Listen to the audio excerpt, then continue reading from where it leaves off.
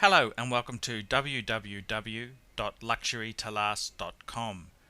Today we're talking collecting watches, and we're actually going to be discussing one of the interesting points about watches, which is the hierarchy of brands. And in more detail, basically, we're going to be looking at the hierarchy of the finish of the movements and how does that impact on the brand itself there. And I received a very interesting email from a viewer of my clips on YouTube, and they've asked, by the way, how can you compare your Rolex and your Cartier to the level of Patek? And that's a very good question because what they're asking is how does how does Rolex and Cartier fit in with these other brands here, especially Patek? And this raises a very good question, and it's very similar to talking about classic cars. When someone says, "What is the best wristwatch in the world? What is the best car?" And my first response to that is, well, what do you want to do?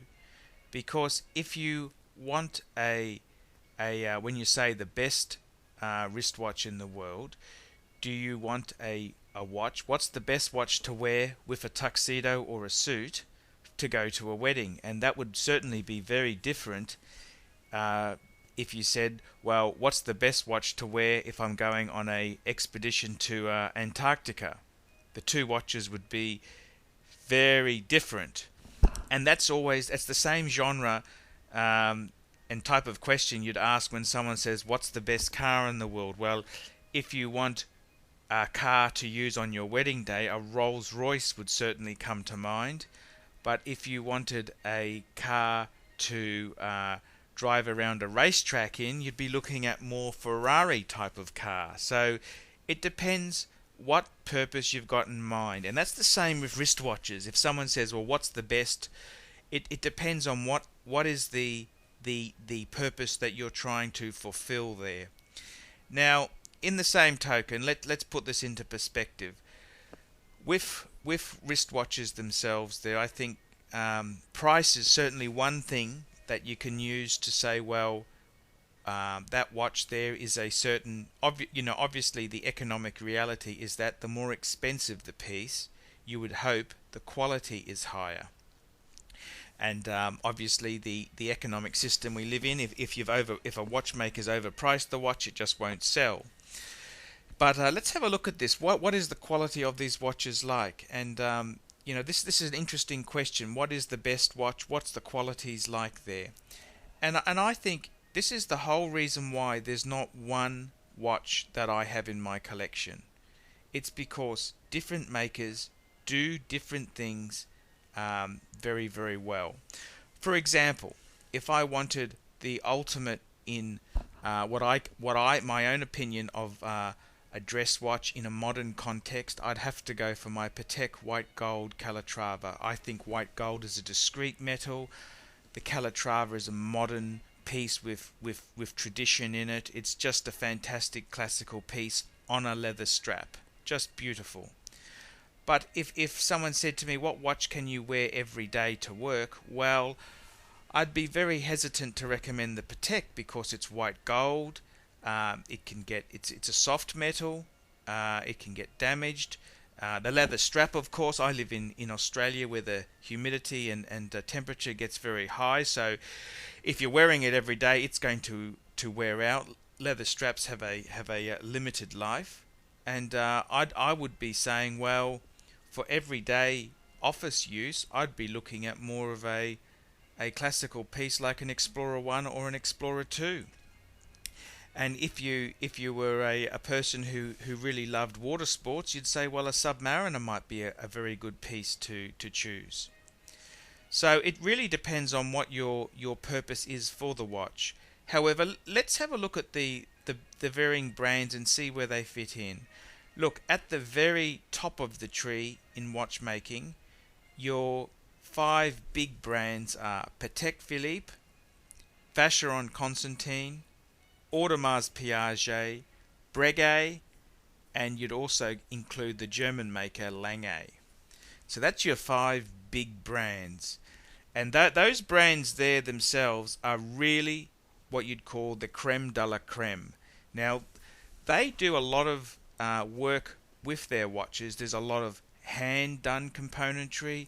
There's a lot of skill involved there. Those brands also often come in a luxurious metal. Now, what I mean by luxurious metal is 18 karat gold, platinum, or some other precious metal like that. The thing is too is that those makers themselves there, the standard of finish on their movement tends to be a lot higher than other brands. For example, a Rolex Day Date. It's certainly a wonderful watch, and it's a very nice watch in 18 karat gold, but the movement doesn't have the same finishing as a Patek Calatrava does. The Patek itself often has decorated bridges and chamfered edges, and basically that's a lot of work and finish that has gone into the movement. Now, those things there, decorated bridges and chamfered edges, they don't necessarily add to the reliability or the timekeeping ability to the piece. This is more fancy work that they've done. Mind you, in the same token, it certainly would not hurt the accuracy of the watch there. So the finish on these type of components is at a higher level, and it's horses for courses. So those brands there, they've taken watchmaking to the highest level. So that's the 5 top brands. Now, underneath that layer there, you have some really, really good brands, and I would have to include makers like Jaeger-LeCoultre. You'd having a look at brands like Panerai. You'd be looking at Rolex, brands like that there, and you'd also include a brand like Cartier. Now, the thing is, I will be completely honest with you.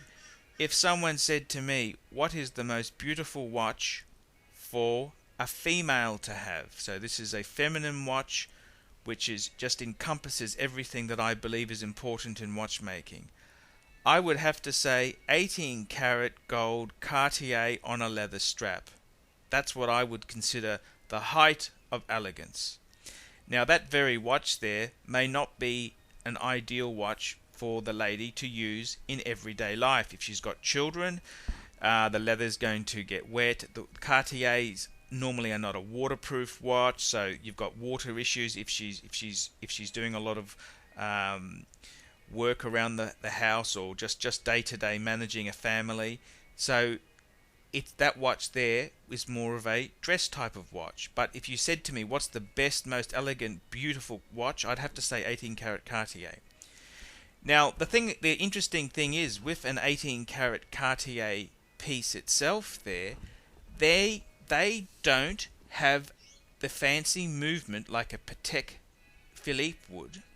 However, the emphasis has gone into the design brilliance.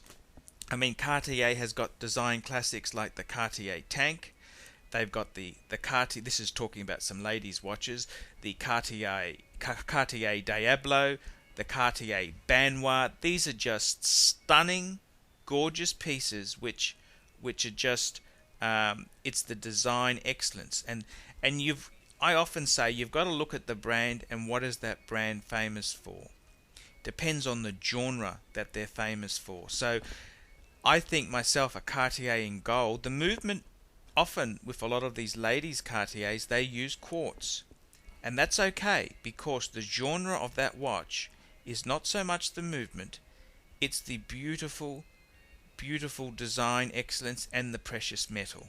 And that's what makes that brand just, I think, is absolutely gorgeous. That's what it's famous for. In the same token, you look at a Frank Mueller. And a Frank Mueller is a brand which is synonymous with fantastic, fancy dials. The movement, often in a Frank Mueller, they are an ETA movement, which has had a lot of finishing done, but it's still an ETA movement. You're buying the brand not for the movement, you're buying it for the beautiful dials and the flamboyant cases. So that's that's where that brand fits in. For example, for Patek Philippe, you're buying that brand for the beautiful, the discreet, the discreetness of the case and the watch, and you're buying it for that wonderful movement, which is either a Geneva seal movement or it is a Patek Philippe seal movement. So you're buying that excellence. So that's what you've got to look at with these watches. So moving down that tree there. So at the very top you've got the 5 big brands. Then you've got brands like Jaeger-LeCoultre, Panerai, Rolex, and they are a different type of. They don't have the finishing of the upper brands, but they're famous for other things. For example, Rolex is famous for just being a fantastic watch to use every day and for hard type of situations, because it's a waterproof watch. It's a very hearty type of watch, and often with Rolex they have a lot of models in 18 karat gold and platinum and precious metals, but the bread and butter lines in the Rolex range are steel, and steel is a great metal to make a watch out of for durability. And that's Rolex's genre. If someone said to me, what's a watch that you could wear everywhere, so formal, dress, and also sports, and also everyday life, I'd have to say the Rolex Datejust would fit that criteria to a T. Now those brands there, they are excellent brands. It doesn't necessarily mean one is better than the other. They do a different job. And the interesting thing is, if you look at some of these brands here, Cartier, I think, is the most elegant ladies' watch. No other brand can compare to that. Moving down the tree there, you've got some other brands. You've got brands like Baume & Mercier, you've got Ebel, you've got brands, even Tag Heuer, and what they're doing is, often with those type of brands, they are cheaper than the other two categories we've discussed, and they're still a very good Swiss watch, but the design isn't as top-notch as those other brands, and the movement is often using a generic type movement there. And that's a very important distinction to make there. And though a lot of watches themselves these days, a lot of people are going for in-house type movements, and that's a very new phase there, because the interesting thing is, for a lot of the chronographs that Patek Philippe produced, they use a standard movement like a Lemania, and they customize it to their standards. And these days the in-house movements are proving to be more and more desirable. Rolex used the Zenith movement in their Daytona for many years, and just recently has changed to an in-house movement. But that's how fashions have changed there. So as far as what's my opinion on what is the best watch in the world, my answer would have to be, what do you want to do with that watch? And you've got to fit the purpose for the watch. And so I think in many ways it's like saying, what's the best car? Well, there is no one best car. Your dream garage would be Rolls-Royce, a Ferrari, you'd have a BMW and a Mercedes. So you'd have different vehicles for different purposes. Same thing with watches. What's the ultimate watch to have there? Well, if you wanted the ultimate in dress watches, I'd think you'd have to go Patek Philippe. What's the ultimate in thin dress watches, wafer thin dress watches with a mechanical movement? I think you'd have to go Vacher and Constantine. What's the best everyday watch that you can wear and get on with life? I'd have to say steel Rolexes, like a Explorer 1, Submariner, GMT. That's just great everyday watches there. If you said to me, what's the greatest watch for a female to have to take to a wedding or a cocktail party? 18 karat Cartier, yellow gold on a leather strap. That's what I'd have to say. If you said to me, what's the best watch for a lady to have for everyday life? I'd have to say Rolex Datejust. And that's a very popular choice for a lot of applications there. A lot of these models have crossovers, like the Rolex Datejust. That's a watch you could wear in a formal setting. You could wear it in a casual setting as well as a just a at home type setting. So there is a lot of crossover here. So I hope this has answered some of the questions there. What is the best watch? Well, it depends what you want to do. Thanks very much for watching this clip, and don't forget to come to my free information website www.luxurytolast.com and also www.collectinglouisvuitton.com. Thank you.